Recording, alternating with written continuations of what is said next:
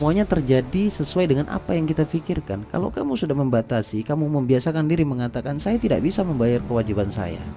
Ini deadline Gus, boro-boro saya mau bayar seminar, saya besok aja nggak bisa makan ini. Istighfar kalau memang ada kata. Assalamualaikum warahmatullahi wabarakatuh. Salam sejahtera untuk kita semuanya. Jumpa lagi bersama saya di sini Bagus Baraja di channel Gus Baraja, channel pemberdaya diri, channel motivasi, channel yang selalu mengajak kita semuanya untuk belajar lebih hebat lagi tentang rahasia hukum alam semesta atau rahasia keajaiban doa atau rahasia keajaiban yang ada di dalam kehidupan kita. Jadi simak terus video-video yang saya upload, yang selalu upload setiap hari pukul 7 malam. Jadi pantengin terus waktu Indonesia Barat ya. Kalau yang waktu Indonesia Tengah tinggal menyesuaikan saja, mungkin selisihnya cuma 1 jam. Baik teman-teman semuanya, terima kasih sekali lagi. Selalu saya ingin ucapkan terima kasih buat antusias Anda untuk menonton setiap video yang saya upload. Sekali lagi saya ucapkan banyak terima kasih. Jazakallah khair. Saya doakan semuanya semoga Allah berikan lapang kebahagiaan, Allah berikan kelancaran terhadap keseharian Anda, dan terutama Allah lancarkan rezekinya dan Allah timbulkan lagi rasa cintanya dan mudah dicintai oleh sesama. Sebelum kita masuk pada materi di video kali ini, saya ingin mengajak Anda semuanya untuk bergabung. Bagi yang berkenan saja yang ingin belajar lebih detail lagi tentang rahasia keajaiban doa ataupun hukum tarik menarik yang sifatnya sekolah selama 1 tahun, bukan berarti harus mengikuti selama 1 tahun ya. Kalau teman-teman sudah paham, kiranya 3 bulan, 4 bulan, 5 bulan, 6 bulan sudah paham, nggak apa-apa, nggak perlu diterusin. Dan ini hanya untuk yang berkenan saja ya. Saya namakan ini private school rahasia keajaiban doa. Jadi silakan mendaftar. Untuk informasi pendaftarannya kamu bisa langsung cek informasinya, semua sudah lengkap ada di deskripsi. Buat kalian yang mau belajar secara manual, anggaplah belajar di YouTube aja ya, kamu bisa langsung cek di playlist, sudah lengkap, ada magnet uang, magnet cinta, kemudian ada juga tentang luka batin dan mental block lengkap di sana. Dan video kali ini jangan di skip. Sekali lagi buat kalian yang ingin melunasi hutangnya secara ajaib ya, dengan cara yang sangat spiritual, tentunya dengan membuka kesadaran, maka simak video ini sampai selesai. Kalau di skip saya jamin kamu gagal paham. Jadi jangan di skip. Jangan di skip dan tunggu sampai videonya selesai. Insya Allah sangat bermanfaat. Ada 5 poin yang perlu kamu ketahui atau perlu kamu praktekkan. Dan di poin terakhir adalah poin yang sangat ajaib yang harus kamu rubah dalam hidup kamu. Sekali lagi tentang bagaimana caranya membayar hutang. Ini sebenarnya masih ada hubungannya dengan magnet uang. Tetapi sebelum masuk pada 5 poin yang ingin saya sampaikan kepada kamu semuanya, tolong buka kesadaran ya. Jangan meronta-ronta buat teman-teman yang punya hutang ini ya. Jangan meronta-ronta. Gimana ini, saya deadline, saya dikejar ini, dikejar itu, dikejar tagihan. Jangan meronta-ronta. Sing sabar. Lek sabar engkau karo Gusti dikei solusi. Jadi kalau sabar nanti pasti dikasih solusi. Sadari sekali lagi ya, sadari bahwa yang punya niatan hutang di awal itu kamu. Lalu hari ini kamu menyalahkan kondisi. Maaf, mungkin bukan menyalahkan kondisi, lebih tepatnya mungkin seperti tidak terima dengan kondisi. Saya nggak bisa bayar Gus dan lain-lain.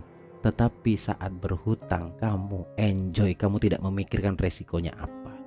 Sekali lagi saya dengan tegas mengatakan bahwa hutang itu adalah penyakit. Kalau sudah menjadi habit, maka ini akan terus berulang.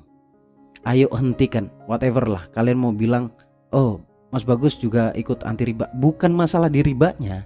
Saya lebih ingin melindungi manusianya. Jadi ayo sadari bahwa bahwa hutang ini karena saya dulu pernah berhutang. Jadi saya memaklumi orang-orang yang menagih kepada saya saat saya tidak bisa membayar. Saya akan jelaskan 5 poin, sekali lagi jangan di skip. Yang pertama adalah kamu harus benahi dulu kata. Karena kata itu energi, memiliki energi. Dan hidup kita di masa yang akan datang itu tergantung bagaimana kata kita hari ini. Jadi apa saja yang kita ucapkan. Maksud saya tentang kata itu ada beberapa kata yang harus dirubah. Bukan beberapa ya, satu aja. Nggak usah banyak-banyak deh, 1 aja. Buat teman-teman yang kebiasaan ngomong hutang atau ngutang, itu dirubah, dibuang sejauh mungkin. Bahkan hilangkan dari ingatanmu kalau bisa. Meskipun tidak bisa, anggap saja hutang. Kata hutang itu nggak ada. Jadi buat kamu yang ingin membayar hutang, mulai hari ini kata hutang itu diganti dengan kewajibannya.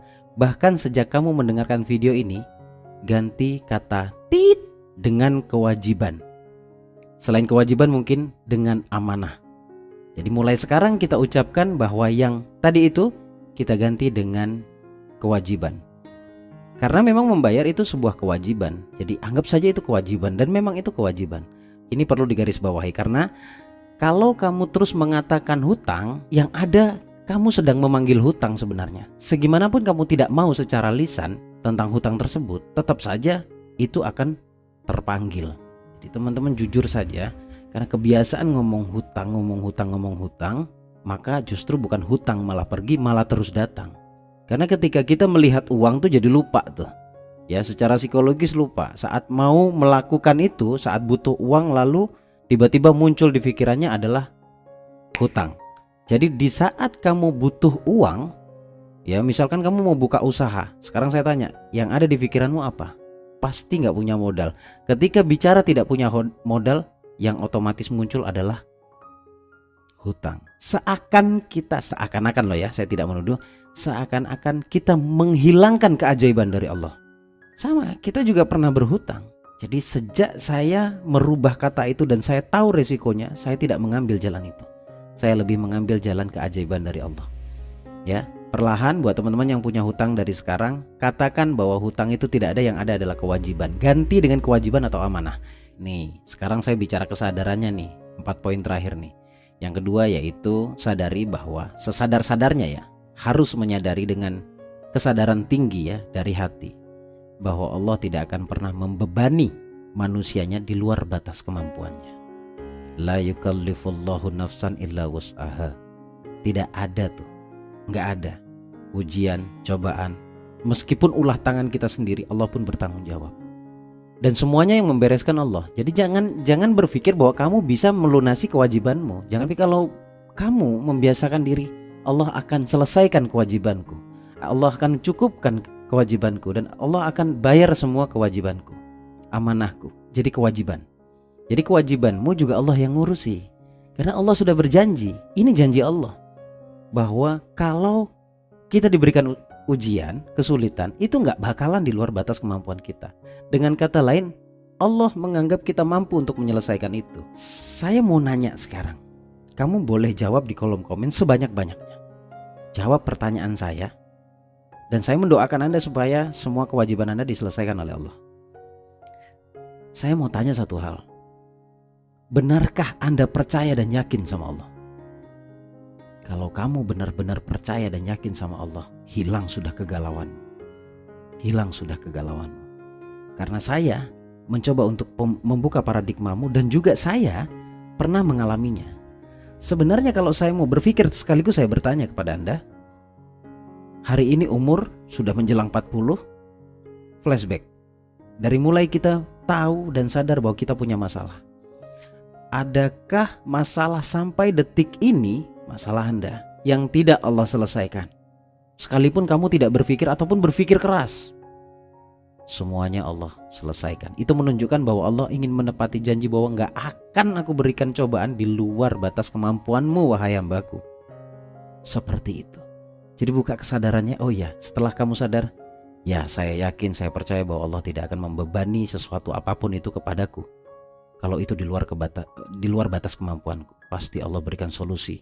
Dan kalimat Allah ini ingin menggiring pikiran kita kepada solusi. Karena masalah sudah pasti Allah selesaikan, dan pasti tidak akan di luar batas kemampuan. Secara logika, sederhana saja penjelasannya. Jadi tidak usah ribet memaknai bahasanya Allah dalam Quran. Jelas, saya sudah berikan penjelasannya. Itu yang kedua, buka dulu kesadarannya ya. Kemudian yang ketiga adalah menyadari juga. Ini konsepnya kesadaran lagi. Sadar tidak, percaya tidak sama Allah, percaya tidak sama janji Tuhan. Ayat 1000 dinar dan kamu pasti sering mendengarnya, tetapi jangan hanya didengerin. Cobalah belajar, artinya apa. Allah menjanjikan sesuatu di situ. Ya, Allah akan berikan rezeki dari jalan yang tidak pernah engkau duga. Kalau engkau terus menduga-duga, saya nggak mungkin nih bisa bayar kewajiban saya nggak mungkin nih bisa selesaikan amanah saya. Kalau kata-katamu dan yang kamu yakini seperti itu, bagaimana bisa Allah menolongmu? Walaupun sebenarnya Allah bisa. Allah bisa berikan rezeki dari jalan manapun yang bahkan tidak pernah terfikirkan olehmu. Hanya saja kamu yang membatasi, kamu menutup diri. Allah mengasih, kamu menutup diri, jadi nggak bisa. Semuanya terjadi sesuai dengan apa yang kita pikirkan. Kalau kamu sudah membatasi, kamu membiasakan diri mengatakan, saya tidak bisa membayar kewajiban saya. Ini deadline Gus, boro-boro saya mau bayar seminar, saya besok aja nggak bisa makan ini. Istighfar kalau memang ada kata seperti itu. Toh teman-teman hari ini yang ingkar tiap hari, kita yang ingkar tiap hari, selalu diberikan makan sama Allah. Ya, kalau kamu sadar bahwa Allah pasti berikan rezeki dari jalan yang tidak pernah engkau duga. Jadi segimanapun engkau menduga rezeki itu dari mana, tetap saja tidak diduga. Karena ayat ini gak akan berubah, kalimat ini gak akan berubah. Jadi ayo teman-teman buka kesadarannya. Kalau kamu berada di 2 poin ini saja ya. Yang pertama, Allah tidak akan membebani masalah di luar batas kemampuanmu. Yakini, percayai. Kemudian yang kedua, bahwa Allah bisa saja, sangat bisa berikan rezeki dari jalan yang tidak pernah engkau duga. Dengarkan video ini baik-baik, jangan langsung kamu mentahkan, ya lagi-lagi teori, lagi-lagi teori. Yang saya sampaikan teori, yang praktek Anda. Praktekkan itu. Selamatkan dirimu ya dari kewajiban-kewajiban yang memang harus kamu selesaikan. Itu yang ketiga ya. Yang ketiga yaitu sadarilah dan sadari dengan kesadaran tinggi bahwa rezeki Allah itu luas yang sudah disiapin kepada kita. Kalau kamu berani mengambil tanggung jawab itu, maka sebenarnya kamu pun pasti bisa melalui itu. Bisa. Ya, saya bisa melunasi kewajiban saya. Itu yang ketiga. Kemudian yang keempat, ini juga cara ajaib. Ini termaktub di berbagai penjelasan. Di kitab manapun juga menjelaskan tentang keajaiban sedekah. Ya, jadi sedekah rutin. Saat saya mengatakan sedekah, kamu jangan suudzon dulu. Ini kebiasaan ini jadinya. Kalau kita sudah suudzon dulu terhadap kebaikan yang disampaikan, maka semua kebaikan itu akan musnah, seketika akan menjadi nol. Gitu loh. Ya, sedekah sebisanya, semampunya. Kamu mau, kamu mampu. Tetapi jangan diakal-akalin menjadi kecil. Ya, kalau memang punyanya sedikit, ya udah disesuaikan. Walaupun kamu pagi 2.000 perak, 5.000 perak, lalu sore 5.000 perak. Itu teknis yang sering saya ajarkan dan sudah terbukti, sudah banyak yang mendapatkan keajaibannya dan sudah banyak yang mempraktekannya. Menarik uang dalam waktu 24 jam. Anda bisa langsung cek di kolom komen di 2 video, part 1 dan part 2. Di sana sudah ada beberapa yang sudah berhasil. Kalau satu berhasil, kalau satunya enggak, apakah ilmunya yang salah? Bukan, tetapi mindset kamu yang kurang pas. Gitu ya. Jadi yang keempat adalah sedekah. Saya akan tawarkan cara bersedekah yang sedikit keren menurut saya dan menurut beberapa ulama. Bahkan Syekh Ali Jabir juga pernah mengatakan ini. Kalau saat sedekah, ya, saat kamu bersedekah, 100.000, 10.000, 200.000, 1 juta, saat itu juga kamu hajat sama Allah, berdoa sama Allah. Udah gak usah mikirin, wah kalau begitu sudah gak ikhlas Gus. Gak usah mikirin begituan. Gak usah mikir yang begituan. Kamu melakukan 2 hal yang berbeda. Pertama, kamu melakukan perintah Allah untuk bersedekah. Kedua, kamu juga melakukan perintah Allah untuk berdoa. Ud'uuni astajib lakum. Jadi ruangnya berbeda. Bukan berarti ketika kamu berdoa, kamu menganggap bahwa sedekahmu menjadi tidak ikhlas. Ikhlas itu di sini dan itu menjadi rahasia antara kamu dengan Allah.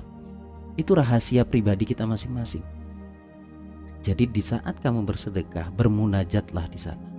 Kalimat munajatnya sederhana, ya Allah, terimalah amal solehku walaupun tidak seberapa ini ya Allah, dan jadikan sebab ya Allah, jadikan sebab. Engkau lunasi semua kewajibanku ya Allah. Engkau mudahkan aku menyelesaikan semua kewajiban dan amanahku ya Allah. Setiap kali berbuat sedekah, setiap kali kamu bersedekah kepada siapapun, ucapkan ini di hatimu. Setelah orangnya pergi, kamu sudah membuat orang itu senyum, itu sudah hebat. Setelah itu kamu balik arah. Sebisa mungkin tundukkan kepalamu. Lalu kamu berdoa, ya Allah, terimalah amal solehku ini yang mungkin tidak seberapa. Dan jadikan sebab amal solehku ini engkau kabulkan hajatku ya Allah. Tolong kau lunasi utangku ya Allah. Tolong kau lunasi kewajiban dan amanahku ya Allah. Tolong bantu aku untuk menyelesaikan semua itu ya Allah. Pertama, kamu harus sadar bahwa niatmu menyelesaikan kewajiban itu mulia. Karena masih banyak orang punya uang, dia gak mau selesaikan kewajibannya. Malah dia mikir, ini mendingan disimpan aja deh daripada saya bayarin. Masih banyak loh orang yang seperti itu. Oke, kita masuk pada poin yang kelima. Ini poin yang paling penting. Poin yang paling penting, kalau di skip rugi Anda. Ya, yang kelima adalah, saya beri contoh. Kalau misalkan kewajiban yang harus kamu selesaikan atau kamu lunasi itu 10 juta katakan di bulan depan, maka kamu harus berani mengatakan, ya Allah, 2 minggu 10 juta. Tolong ya Allah, aku ingin menyelesaikan kewajibanku. Ini hanya sekedar contoh, angka sekedar contoh, waktu juga sekedar contoh. Ya, katakanlah, sekali lagi saya katakan, katakanlah kewajibanmu 10 juta yang 1 bulan harus dilunasi. Kamu harus berani mengatakan saat ini, saat kamu nonton video ini. Ayo silakan ucapkan sekarang. Ya Allah, 10 juta 2 minggu. Tolong ya Allah, dimudahin untuk menyelesaikan kewajibanku. Tolong ya Allah. Tundukkan kepalamu berdoa. Ya Allah, 2 minggu 10 juta datang dari berbagai arah, dari segala sumber, agar aku bisa menyelesaikan kewajibanku ya Allah, amanahku ya Allah. Tolong ya Allah. Baca sholawat. Jadi awali dengan sholawat, tutup juga dengan sholawat. Maaf tadi kalau misalkan saya kelupaan memberikan contoh. Intinya kalau konteksnya berdoa, awali dengan sholawat, tutup dengan sholawat. Ini bagian pentingnya. Dan tolong setelah kamu melakukan 5 hal ini, perbanyaklah istighfar dan syukur. Istighfar secukupnya tapi dengan rasa. Perbanyak syukur bahkan tak terbatas. Insya Allah semuanya akan dimudahkan dalam menyelesaikan kewajibannya. Saya Bagus Baraja, saya mendoakan Anda semuanya. Ya Allah, siapapun yang menonton saat ini, dengan segala kekuasaan-Mu ya Allah, ya Jabbaru ya Qahar, angkatlah permasalahan mereka ya Allah yang nonton saat ini ya Allah. Ya Allah, saya Al-Fakir mendoakan seluruh sahabatku yang nonton, yang melihat saya hari ini ya Allah. Bagi mereka yang mempunyai kewajiban, baik itu angkanya kecil maupun angkanya besar, ya Allah tolong angkat semua permasalahan mereka dan selesaikan urusan mereka ya Allah. Permudah ya Allah dan perbaiki hati mereka ya Allah. Tolong ya Allah selesaikan kewajiban atau amanah mereka. Engkau yang punya kuasa, Engkau yang memberikan rezeki ya Allah. Aminkan teman-teman. Aminkan dalam hatimu, lalu tutup dengan sholawat. Allahumma sholli ala sayyidina Muhammad wa ala ali sayyidina Muhammad. Dengan barokah dan karomah kalimat sholawat, Allah mudahkan semua urusan kalian. Terima kasih teman-teman. Dari hati saya mendoakan Anda semuanya. Karena terlalu banyak yang komen tentang hutang. Hutang saya. Saya sebenarnya gak mau bahas ini. Tetapi karena saya lihat Anda semuanya perlu. Semoga apa yang saya sampaikan dengan konsep penyelesaian secara spiritual, meskipun hari ini kantong kita nggak ada, kantong kamu nggak ada, tetapi percayalah keajaiban Allah itu bisa muncul kapan saja dan bisa muncul berapa aja jika Allah berkehendak. Agar Allah berkehendak, maka kita harus rayu Allah, karena Allah yang pegang alam semesta. Semoga Allah selesaikan semua masalah kalian. Terima kasih. Saya Bagus Baraja Al-Fakir. Si miskin ilmu, lemah dalam pengetahuan. Mohon maaf lahir batin. Assalamualaikum warahmatullahi wabarakatuh.